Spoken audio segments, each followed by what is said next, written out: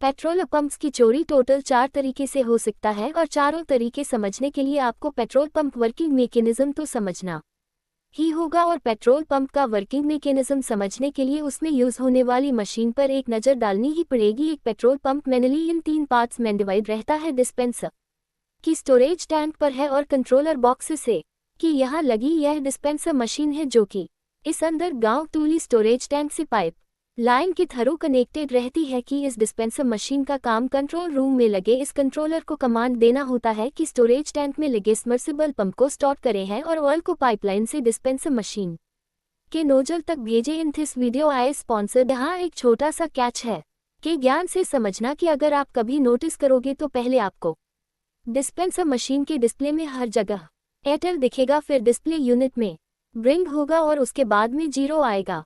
यहाँ प्रॉब्लम यह है कि इस बात की कोई गारंटी नहीं है कि एयरटेल के बाद 0 आए ही ना। इन शॉर्ट, अब जब भी आप रिफ्यूलिंग के लिए पेट्रोल पंप सेट करो तो पेट्रोल पंप रोड से बचने के लिए डिस्पेंसर मशीन के इस डिस्प्ले में 0 का बहुत खास ध्यान रखना है। एनीवेज फादर अटेंडेंट नोजल को कार के फ्यूल टैंक में डाला और नोजल की लैच को जैसे ही प्रेस किया, अगर एयरटेल रह गया तो आपसे पहले जिस बंदे ने पेट्रोल भरवाया होगा रीडिंग वहां से कंटिन्यू हो जाएगी है। और बैड न्यूज़ यह है कि डिस्पेंसर मशीन में ऐसी सेटिंग्स की जा सकती है कि पास ही खड़ा दूसरा पेट्रोल पंप अटेंडेंट आपको बातों में लगाकर आपका ध्यान भटका कर रिमोट तो ये कंट्रोल कर सके कि एक ग्रेड से ही पेट्रोल फिल्म शुरू हो जाए और 0 रीडिंग है तो स्पीड से पेट्रोल डालना शुरू।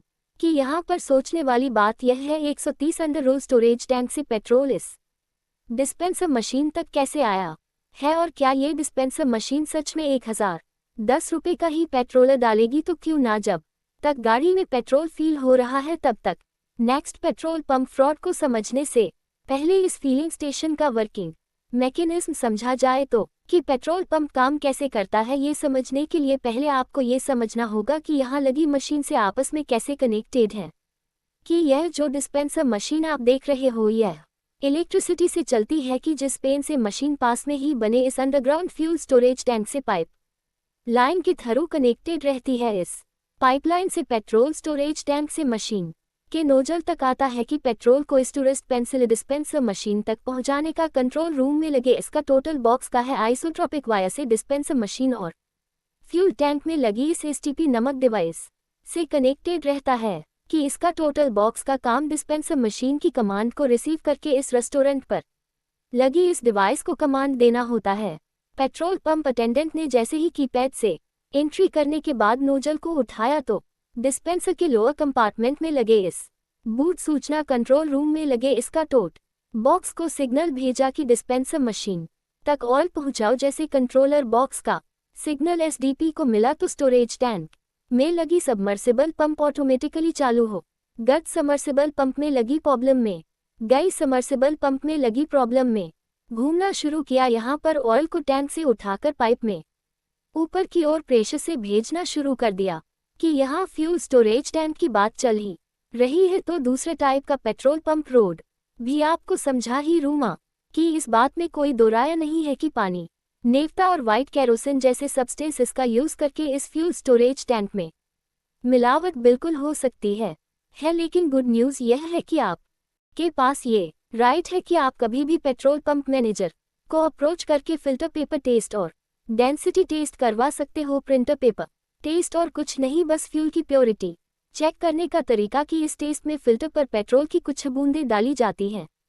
कि अगर पेट्रोल में मिलावट है तो यह पेट्रोल फिल्टर पेपर पर इस तरह का दाग बनाता है और अगर नहीं है तो प्रिंटर पेपर पर बिना कोई दाग थोड़े पेट्रोल इवेपोरेट हो जाता है। डेंसिटी टेस्ट में अगेन पेट्रोल की थर्मोमीटर और हाइड्रोमीटर से डेंसिटी चेक की जाती है।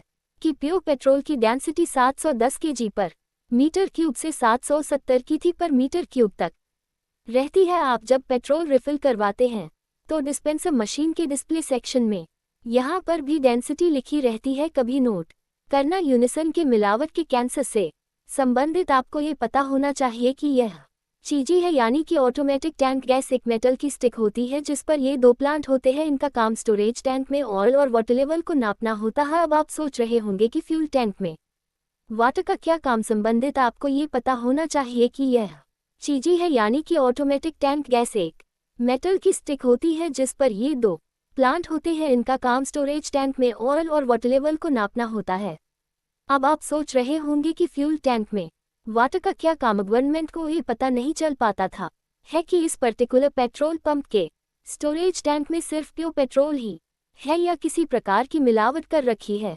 लेकिन अब पेट्रोल पंप ओनर मिलावट नहीं कर सकता, क्योंकि यही इजीली स्टोरेज टैंक में फ्यूल और वाटर लेवल का डेटा पेट्रोलियम कंपनी के सर्वर पर अपडेट करती रहती है और उसके बाद इस असेंबली में आ जाएगा। अब कि तीसरे फ्रॉड की बात करूं तो ये सैंपल यह इम्पोर्टेड है और इसको वर्किंग मैकेनिज्म समझो। याद है मैंने पेट्रोल पंप अटेंडेंट को 1000 रुपये 10 का पेट्रोल डालने को बोला था। उसने जब 1010 की पैड में एंटर किया तो डिस्पेंसर मशीन में यह असेंबली ही इस बात के लिए रिस्पॉन्सिबल है कि मेरी गाड़ी में 1010 का ही पेट्रोल जाए, ना कम ना ज़्यादा। इंटरेस्ट ये सारी कैलकुलेशन किस असेंबली में ही होती हैं।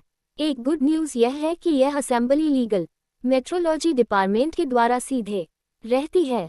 लेकिन बैड न्यूज़ यह है कि अगर किसी पेट्रोल पंप ओनर की लीगल मेट्रोलॉजी डिपार्टमेंट में पहचान है तो वहां से एक्सपर्ट इंजीनियर बुलाकर इस असेंबली के कैलकुलेशन प्रोसेस के साथ छेड़छाड़ करवा सकता है। दूसरे शब्दों में डिस्पेंसर असेंबली दिखाई कि 1 लीटर पेट्रोल डाला है, लेकिन पेट्रोल डालने सिर्फ 800 मिलीलीटर ही।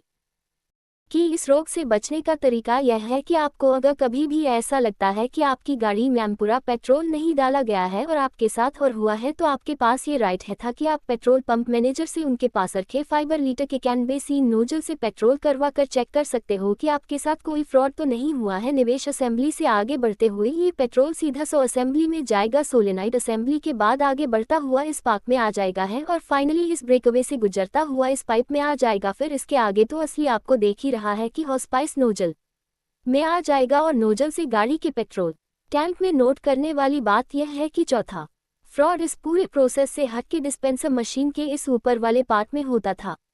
कि आगे बढ़कर हम सॉफ्ट की बात करें इससे पहले क्यों ना उस फ्लैट की बात की जाए। तो इंटरनेशनल फैशन इंडस्ट्री में सालों से होता आया है। हजारों स्टूडेंट्स मुझे पर्सनल मैसेज करके खुद ये बताते हैं कि कैसे उन्होंने लाखों रुपए 3D एनिमेशन कोर्स करने के लिए फलाना ढमका कोचिंग इंस्टीट्यूट में दिए और एडिटर एंड कैसे वहां से खाली हाथ लौटे। 32 नीज टोबे 9:48 स्टोर्ड लाइट ना हो। इतनी 3D वीडियोस बनाने के बाद अगर एनिमेशन कोर्स इसके कंपैरिजन में 5069 एडमिशन फीस में फाइनली मैंने master tweet professor number 3D animation training program launch कर दिया है मास सब्सिडी में। प्रोफेसर एक ऐसा रिकॉर्ड से जो आपको प्रोफेसर ऑफ यूट्यूब चैनल जैसे 3D वीडियोस बनाना सिखाता है। इस टाइम पास है। अगर आप भी 3D सीखने में इंटरेस्टेड हैं तो अभी के अभी स्क्रीन पर दिखाए गए व्हाट्सएप नंबर पर मैसेज करके अपना स्लॉट बुक करें। डिस्पेंसर मशीन के ऊपर वाले पार्ट को पहले पेट्रोल पंप मैनेजर खोल सकता था। उसमें डिजिटल मीटर को